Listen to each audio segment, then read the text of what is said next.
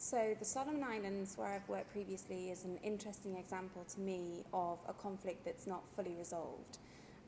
So they had a period of violence in the early 2000s, and that was only really came to an end when the international community intervened. So it was a group of countries, neighbouring countries, that came together and they intervened together. There was around 2,000 military and civilian personnel from all neighbouring countries that went to the Solomon Islands and tried to de-escalate the situation and bring an end to the violence.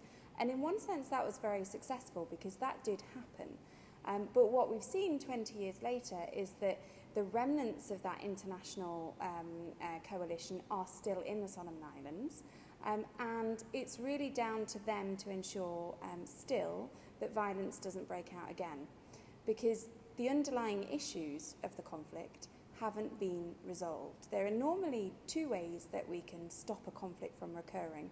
One is to resolve the underlying issues, and the other is to build the state so that the state is more competent, so that it's more able to deliver services, and so that there are less things really for people to have grievances around.